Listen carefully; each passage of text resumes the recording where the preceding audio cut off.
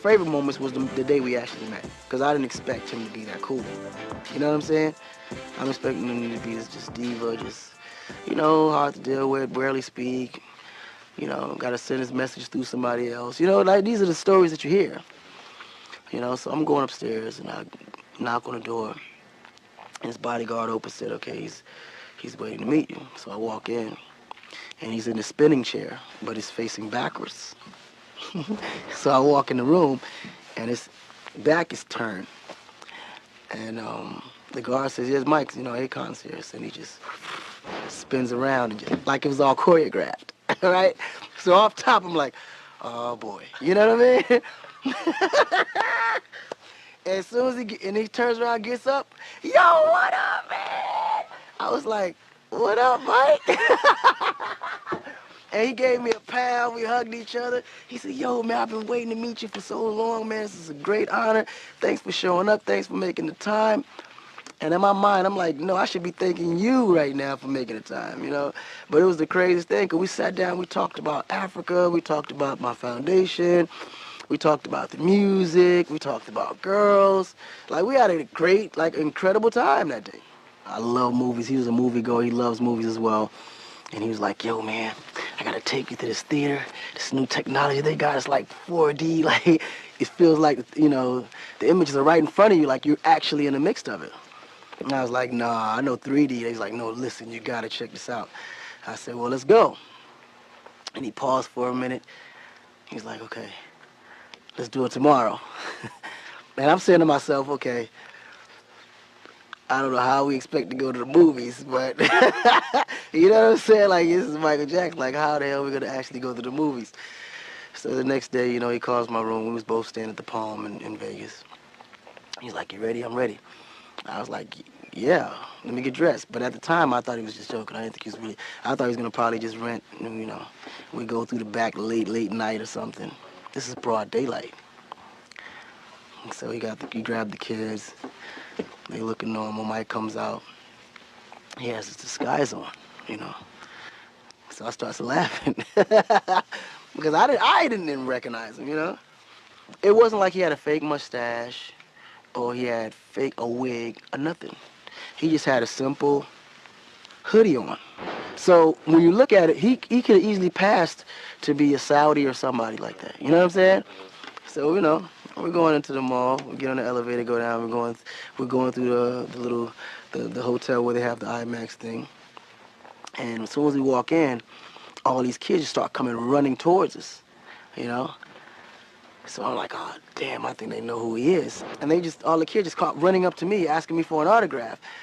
So I'm like, okay, I should just go ahead and should I just toss him off before they recognize who he is or just play it cool? So he shakes his head and like as if, yeah, go ahead, do what you gotta do. So I'm signing autographs, taking pictures, and I'm looking at these kids' faces, and they not even knowing that Mike is standing right next to me. Like, if they only knew if this guy was standing right next, you know how much havoc that would have caused up in that place? So we get into the theater, and then the manager greets us up front. So he comes and hands us the tickets. We're all seated. So as we, you know, talking, sometimes I forget that he's supposed to be in his disguise, you know. And I keep calling him Mike.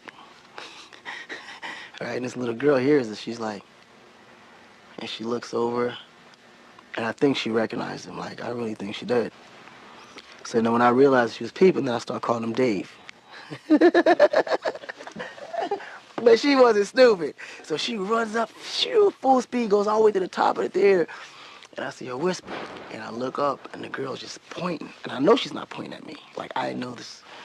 And I think he kind of felt it, too. So right before the movie was over, we just all got up and started walking out.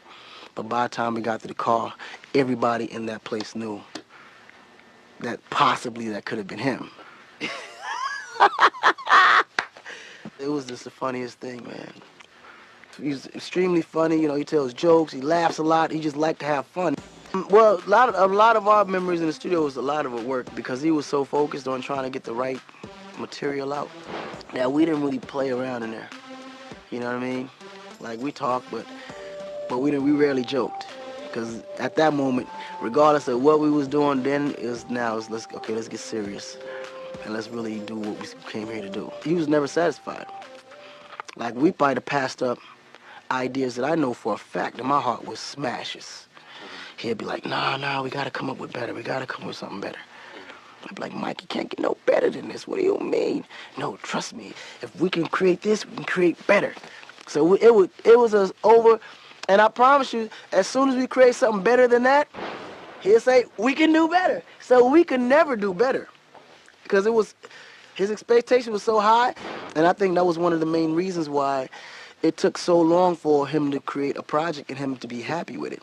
Because he was so hard on himself and such a perfectionist to a point where no matter how incredible the record was, he believed it can get more incredible. Like, we never finished. It always became, we did tons of ideas. Like, I got ideas for years. Literally, I got ideas now that I probably use for myself because we never got a chance to use them. But I know were great, you know what I mean? Because music was always just fun and great going. But with him, it was a legacy that has to be, and a reputation that he had to have, and a standard that he had to continually match or get beyond, because he had accomplished and done so much to a point where he had to expand higher than where he was already at. He created a standard so high for himself that he could not see himself lose. But in this way, you know, I think I could never dispute with him, because at the end of the day, when the project was done, you couldn't deny it.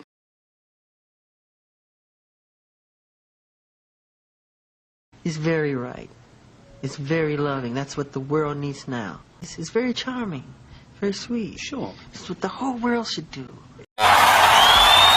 This is exactly why we call Michael Jackson the king of pop.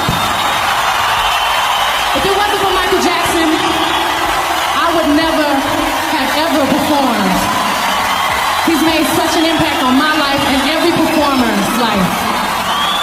Michael Jackson, I love you. We all love you. I want you to give it up for the king of pop, Michael Jackson. Congratulations. Zion Award.